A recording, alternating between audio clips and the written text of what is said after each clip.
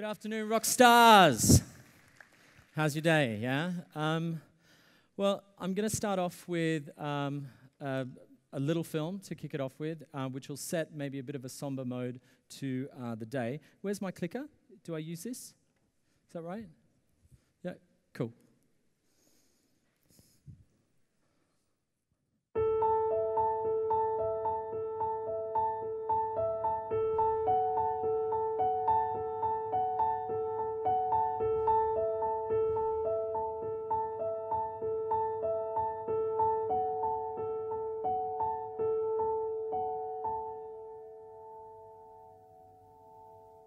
Cara futura mamá, Don't be afraid. Tu niño podrá hacer muchas cosas. Podrá marcharte. Podrá correr hacia ti. il pourra parler et te dire qu'il t'aime. Il pourra aller à l'école como todos. Il pourra t'écrire si un jour elle est loin. Because indeed, he'll be able to travel too. Il pourra aider son père à réparer son vélo. Podrá laborar. Y ganar su dinero. Avec ce salaire, il pourra t'inviter à dîner. O affittare un appartamento e andare a vivere da solo. A volte sarà difficile. Jak těžko. Quasi possible. Et c'est pas pareil pour toutes les mères. Dear future mum, Tuo figlio potrà essere felice. Come lo sono io. Et tu seras heureuse aussi. Vero, mamma?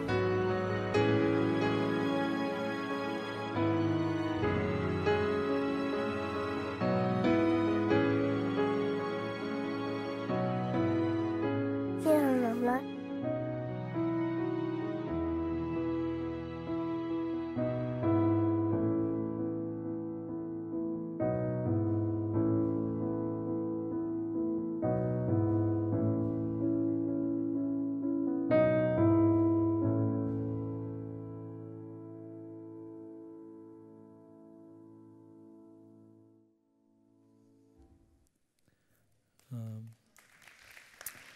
I show that ad every time I go and speak somewhere because it's simply my favorite ad to come out of my network for the last 10 years. It's done by two friends of mine, Luca and Luca.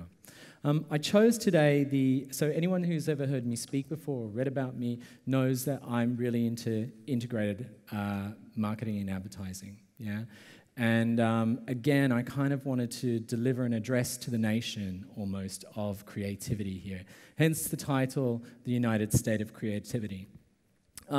We live, I think, in the most incredible era of creative communication that's ever been around. If you think about the possibilities that there were 20 years ago, 10 years ago, right now, it's just astounding. If you think about the Felix Baumgartner jump from the stratosphere down onto Earth, done by Red Bull, incredible. How many people watched that, yeah? That's such an idea. It's bigger than an ad. If you think about, again, from last year, one of the top campaigns in Cannes, Sweetie. It's a story about a 10-year-old girl who is online. She's an online prostitute, and men pay for her to take off her clothes. Only she's not a little girl. She's a piece of CGI, and they don't realize it. And she's been designed to not only entrap these guys, but also to be the very first time that someone communicates to these kind of criminals. So I think it's astounding. And then this year, my favorite ad or favorite thing that I've seen is actually something for Honda. So you've all seen the Honda R. Yeah, it's very simple. But what I love about that is that you get to experience two worlds of your car, two personalities of your car. So I guess when the internet came about, I thought I was going to lose my job because I had no idea what banners were. Yeah, I didn't know what to do. I was a writer at the time. But, you know, I'm just going to read out to you a list of things that we actually get to do in the industry today.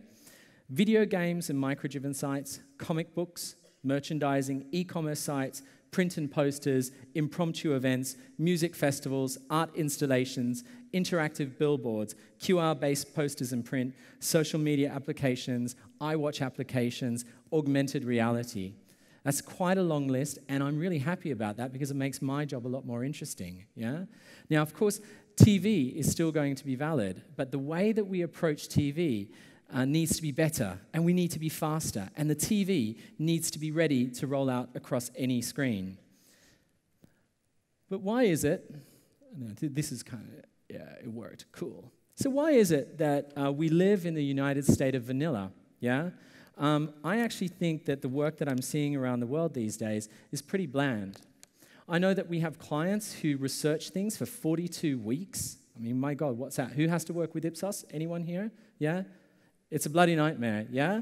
So 42 weeks to get an ad tested, and no wonder the client, to actually get this to be successful, is squeezing every last piece of juice, creative juice, out of the creative teams. And so there is no more energy to actually go and be brilliant with the brand across all the touch points that I mentioned. It's terrible. So I think it's really bland. But then last year, I was in the jury in Cannes. I saw over 2,000 pieces of work. And yeah, there were a few gems, but actually most of the work was pretty shit. And that work was submitted by creatives and by advertising agencies. So I asked myself when I saw it, do people really believe that this is good? Is this really the state of advertising? I think it's bloody vanilla. So what I do see a lot of, though, and I think this is very common as well in Austria, is very well executed matching luggage, yeah? So you have a great piece of TV, yeah, it works really well. So someone says, why don't we take a shot of that and we place it on a nice poster? Oh, and let's stretch it really badly so it works across banners, yeah? And they seem to think that that's integrated advertising and integrated marketing. For me, the way that I'd like to describe it today is integrated marketing is like a Schwarzwald-Kirschtorte. Yeah, it's like a Black Forest cake. So, you know, it's got all these really groovy ingredients, chocolate, cherry, it's got maybe a little bit of coconut, maybe, you know, it's got a nice texture in there, cream, butter, depending on which part you have. So when you take a teaspoon and you dip in and you recognize, that's chocolate, that's cherry. And although you differentiate them, you know that they're much part of a bigger story, a bigger brand, the Schwarzwald-Kirschtorte. If you go deeper and you dig and you find cream, etc., so you have this whole mashup of all of these flavors, you can still distinguish them, but you know that they're part of a big coherent story, yeah, which is the Schwarzwald-Kirschtorte. And actually, if you make your Schwarzwald-Kirschtorte so good, it's going to be so delicious that it gets eaten up. And that's the way that I look at integration. It is a mashup of all of these different ingredients, which are all telling the same story and all driving to the one goal. In the United State of creativity, yeah, communications agencies do not build brands, and marketing departments don't build brands. It is consumers who build brands. And actually, it's the conversations that consumers have around your brands that build them. And those conversations are only going to happen when it's interesting. The studio got it right back in Geneva. That's cool, yeah? So when it's interesting, yeah? So you have to remember we are competing out there against all of these humanitarian disasters for people's attention. We're also competing against cat videos and pornography. So whatever we do needs to actually be interesting enough for people to pay attention to us. When I started in the business and I was on my way to work, there was a statistic saying that we were confronted with 8,000 messages a day, 3 of which you remembered, 2 negatively, 1 positively. In the screen age where we have maybe 5 to 7 active screens in a household and now an iWatch, our message needs to stand out. So I think this is so important. Interesting is the currency of our times. Oh, where are we? Okay. Sorry. So an idea, though, is only an idea if you can make it happen, yeah? And ad agencies and clients, they're just not fully prepared to actually deal with big ideas these days. Firstly, and I accuse advertising agencies, including I look inward sometimes to my own network, I think sometimes ad agencies lack a creative vision. In 2015, though, it's really astounding that clients who should be really savvy in the digital space are only coming on board now. And that's absolutely shameful, considering that all of our consumers are on screens 24 hours a day. The average woman checks Facebook 3 times before she puts on her makeup. And our clients are just coming into the scene, yeah? There is another threat to our industry, which is really bad ideas, yeah? And the thing which helps a big idea is when you get people participating in it, yeah? Now, I'm not talking about the kind of participation which means take a photo of myself, snap, put it online, and I'll do something cool with it. That's mechanical participation. Anyone can do with that. That's almost like a, I don't know, it's kind of like a response, yeah? What I'm talking about is emotional participation. So you all saw the Core Downs ad. How many of you shed a tear? Did it touch you? Because that's exactly what we want. There is no greater form of participation than an emotional response from someone. It could be a tear or a belly laugh, or it could actually be a share when someone shares something. Now, if you don't have a really big idea, you might need a new one, and you might need to come up with it all the time. But there might be something else inside your company stopping you from doing it. It might actually be the company. You might actually need to build a new company culture. And it might sound strange that a creative director is talking about this, but actually I will do anything to make a great idea. And if it means changing the people and the way that I work, I will do it, yeah? And I will be flexible enough to do that, yeah? A culture will help you realize big ideas. I think at the moment, the cultures that I see in many ad agencies, they're all kind of like there to service an old business model, yeah? They're all actually working in silos, but first I'm going to show you this.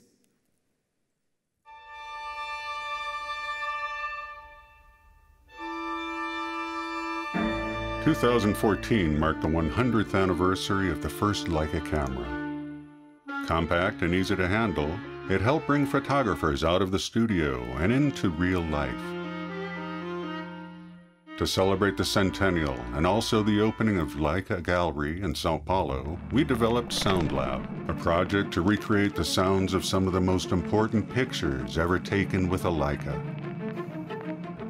First, extensive historical research helped us better understand the context behind each of these iconic pictures.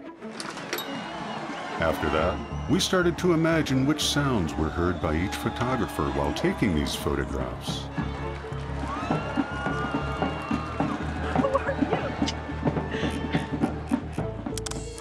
These sounds were then recorded in 3D binaural technology to create tracks with a sensation of 360-degree sound and give listeners the feeling of being in the photographer's shoes at the decisive moment.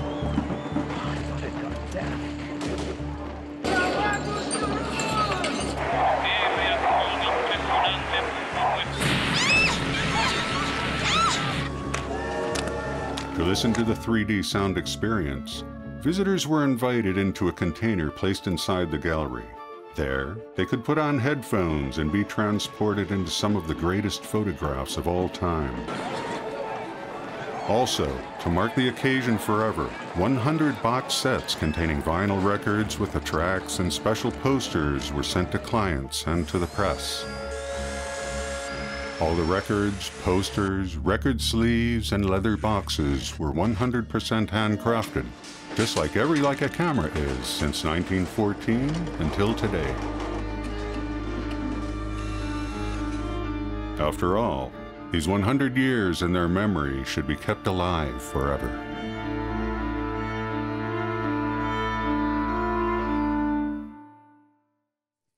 So something like that just can't happen from a creative department, yeah? You've got to knock down the silos inside the company to be able to do that. That means the production department becomes so much more important to that.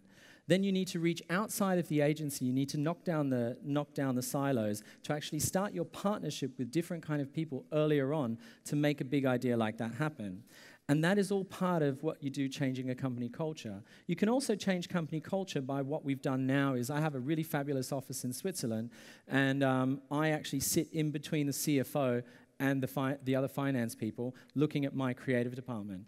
What happens is those people know exactly what I'm doing. Well, they're looking at my hands or looking at my porn or something, but they know exactly what I'm doing, and they have empathy and know what the agency's about. So it really helps drive culture inside the agency. So that's about silos. If we have a think about, well, nice cute little animations there, yeah?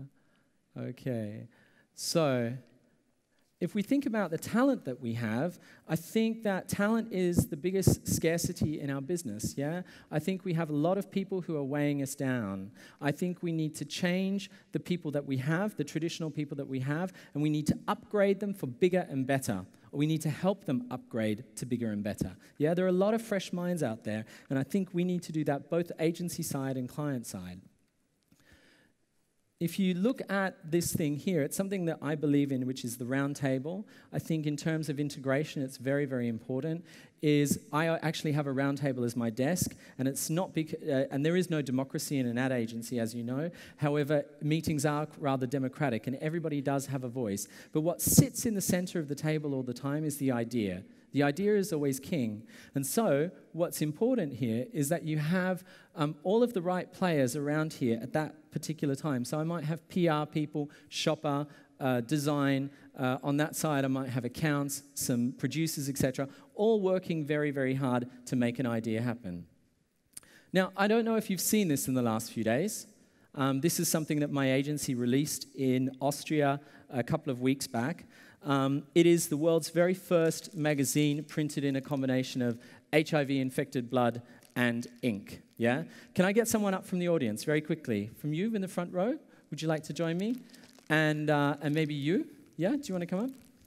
So just pop up, because they're going to cut me off soon. So I'd want you to have a look at that. So do you want to rip off the thing? How do you feel? Yeah? You shot? So what we've done is we've designed it in such a way that this particular magazine is printed in the combination of the blood, but we have wrapped it inside a resealable wrapper which says break the seal, break the sigma, which allows people to participate and engage with it. Now, making this idea happen was really hard because there were so many different costs involved with it, let's say legal costs, and that's not something a creative director normally worries about. But because the finance guy was sitting here and there, and he knows exactly what we're all about, he let it happen, and he helped it grow. So that's really cool. I can give some of these away afterwards. Thank you. Yeah? I think wrapping up here, you need to have a killer Rolodex. There was a moment when I was in Japan, and this project was almost pulled, and I had to call in another PR agency from Tokyo at the very last minute, because otherwise the finance guys were going to pull the budgets. So it's important that you have a killer Rolodex, but it's also important that all of your staff have a really killer contact list, that whenever that they need something in this integrated idea to drive it further, they can call anybody they like. Now, I'm not bragging about my contacts to be able to do that, but each and every one of you have got really great people who can make it happen. So I guess the last bit is don't fear fear. There was a lot of fear involved with the HIV magazine. But if you have a look at what James Cameron says, he says, if you set your goal ridiculously high and it's a failure, you fail above everyone else's successes. And so I'm going to leave you with this. You're the first people in the world to see this afternoon. So I would like you to turn the music down for 2 minutes. Thank you.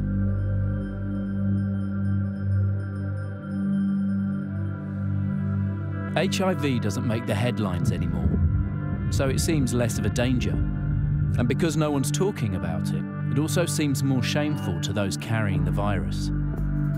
In the lead up to the Life Ball in Vienna, the world's largest fundraising event for HIV and AIDS causes, Vanguardist, the leading gay magazine in Austria, Germany and Switzerland, wanted to raise the issue, to reach a much wider audience and put the topic in people's hands again.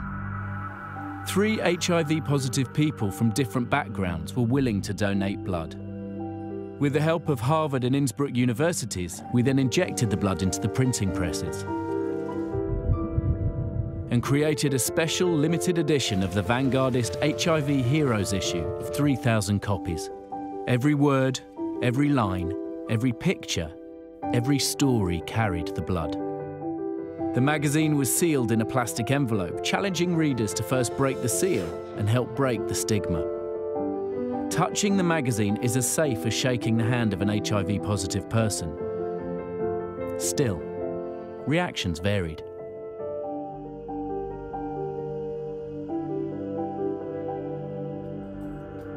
A unique magazine will hit newsstands. The cover is printed with ink containing blood from HIV-positive people. The HIV-positive issue was immediately picked up by media around the globe. It was shared 5.5 million times and covered by over 300 publications, with a worldwide reach of 32 million. We earned media of $1.98 million. Now, we have the magazine in a plastic cover, but they are telling us that you can't get HIV. HIV made the headlines again, and conversations are being reignited every day. Thank you.